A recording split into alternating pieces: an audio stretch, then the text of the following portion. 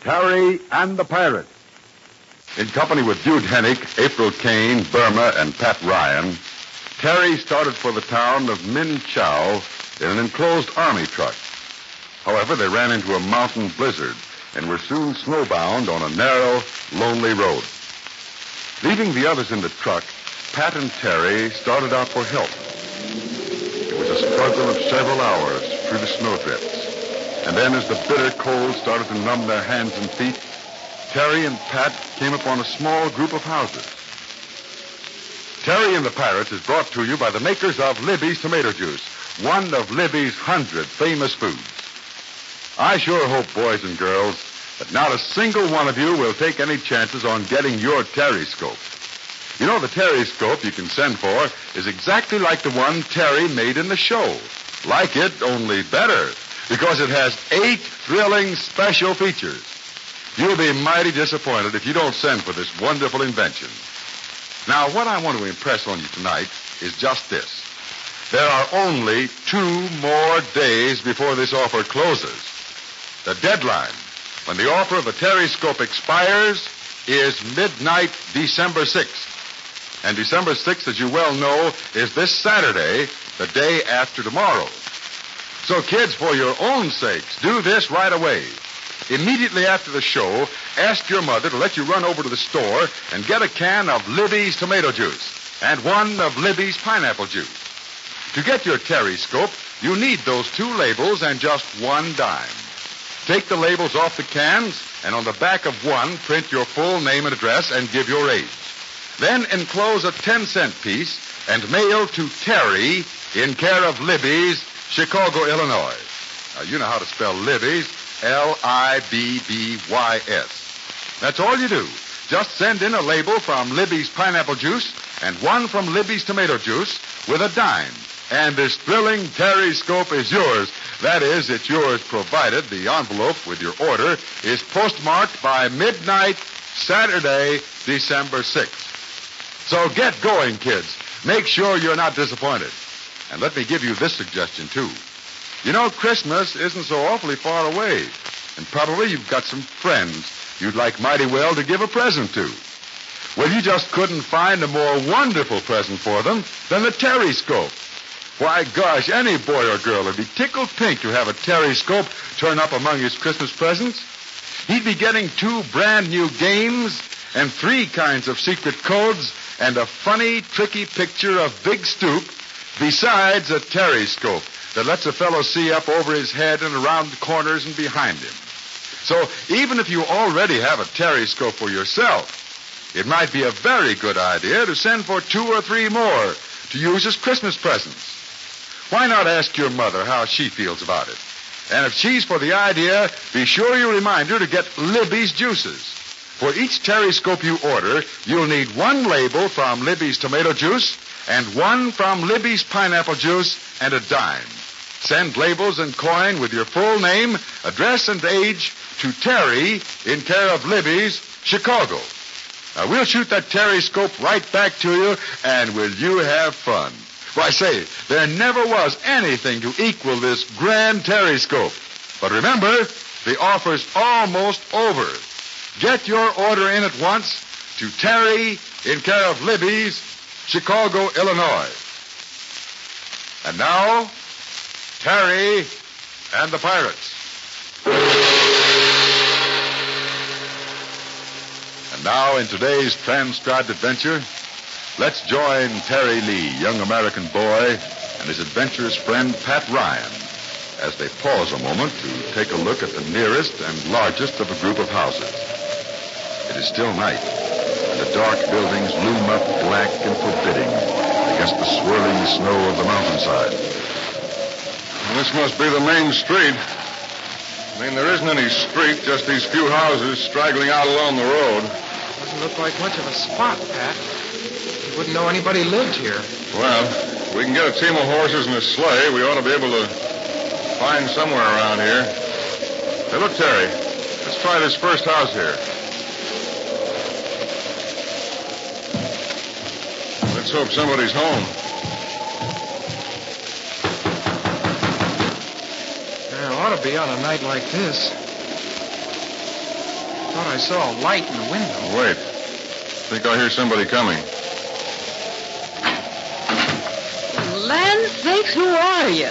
What you doing out there in that snow and cold? Well, we're trying to get help for some people. They're snowed in a truck several miles back along the road. Oh, so you're a stranger around here. Couldn't see you for a minute. Well, come in, land sakes. Oh, and you got a young man with you, too. Yes, ma'am.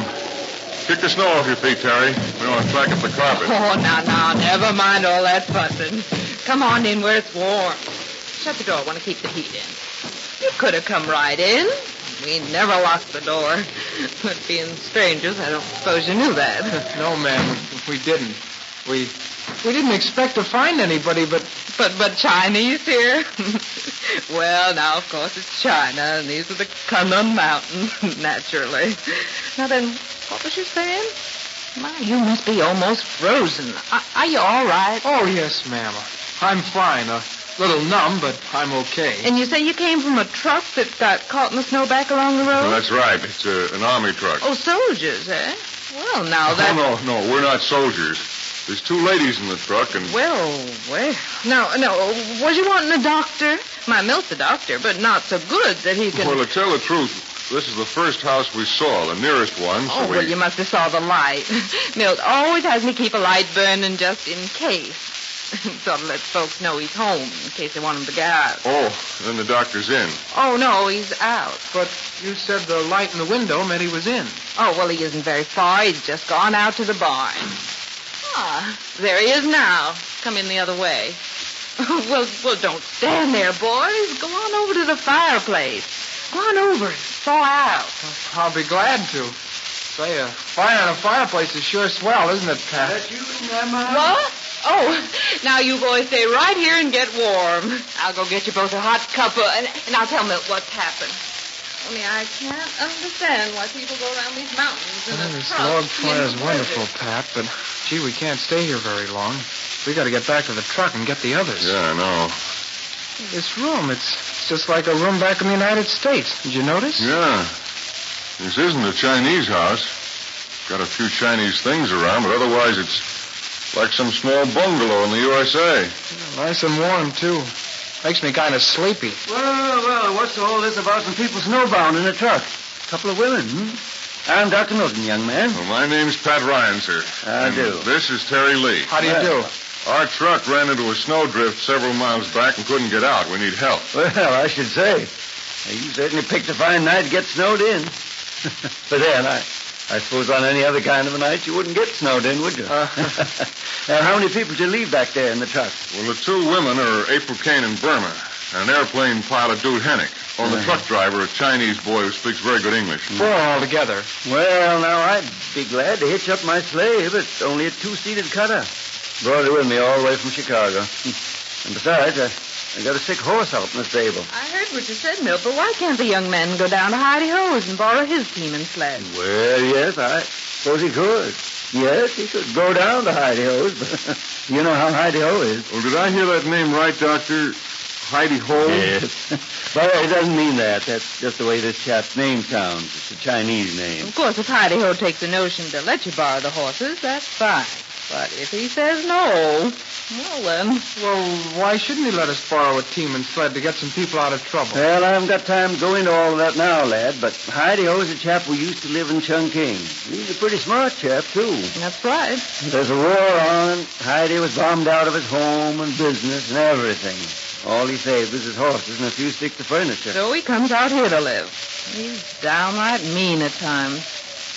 Can't say I blame him. Yes, he's a big fella, strong as an ox. I've never been able to get friendly with him. And we've tried, haven't we, Ma? Oh, yes. But I guess Heidi would rather die than call a doctor. Well, the man hasn't been ill since he came out here. Well, I'll go and see him about the horses. Now, you can't miss the place. It's a little one-room house and a big barn. He's more apt to be in the stable than the house. It's the last house down. You can't miss it. You want me to go with you? Oh, no, thanks. I can manage. Oh, does this Heidi Ho speak English? Oh, yes, very well. I'm surprised at times. I guess he picked it up in Chungking. Oh, he's been around. Well, what about me going, Pat? Oh, no, Sonny. You've done enough traipsing through the snow for one night. You just stay here and get warm. You go down and see about the team, Mr. Ryan, but be careful of Heidi-Ho now. If he's feeling mean, he's liable to turn on you without so much as an aye, yes or no. Well, I got to get help for those people in the truck. Right. See you later. So long, Pat. Well, you stay here, Terry, and I'll be back as soon as I can. Yeah, here.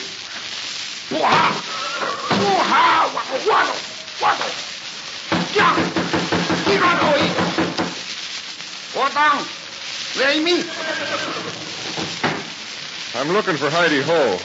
Oh, so you are. Well, what do you want? I'm man. Well, sir, I want to hire a team of horses and a sled. An army truck is stalled in the drifts back along the road. The people in it are waiting for help. No. Army not protect me from invader. I not help army. I lose my house. I lose all in universe. Now, look, 4 people are in danger of freezing, Mr. Heidi-Ho, and we've got to help them. No. I live here so not need help people. Nobody help me. I not take horses out on such a night. Well, this isn't a night for anybody to be out. My horses not go out tonight. No sleigh. Perhaps when you come in morning... I've got to have those horses tonight in the sled. I'm willing to pay. You talk like English. I not like have anybody order me what do with my own things in here. Now, look, I want those animals now. No man in world coming stable tell Heidi-Ho what want. Now, it's wise you go. Well, if you're not going to help me get those people back there, then I'll... I say you go. Go. You feel more of this whip. Next time, cut across your face. Put that whip down. Oh. Stranger eager to use hands on Heidi-Ho. He forget, perhaps, I learned English way to fight, yes? You see, I am in charge. This place is mine. So now, pick yourself from ground. Heidi-Ho give you lesson in behavement. Well, we'll see about that. If you won't help me, then I've got to help myself. Like this. Shall kill the man who...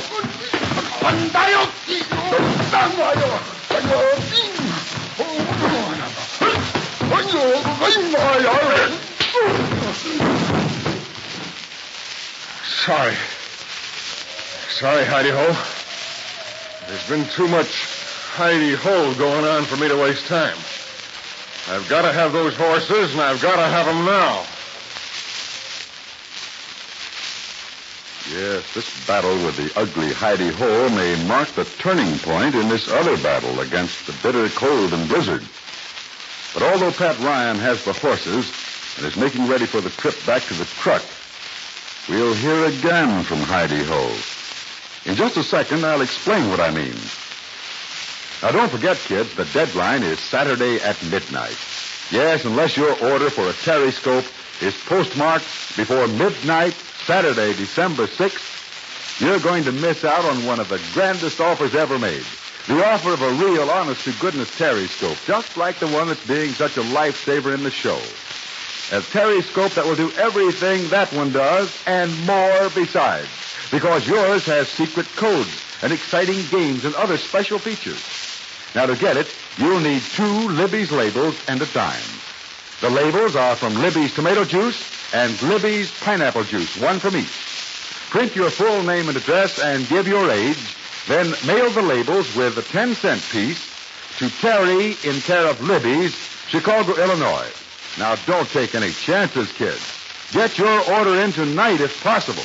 Now, you know you want the Terryscope, and it just takes 2 Libby's labels and 10 cents to get it. Now, you know the address? It's Terry in care of Libby's, Chicago, Illinois.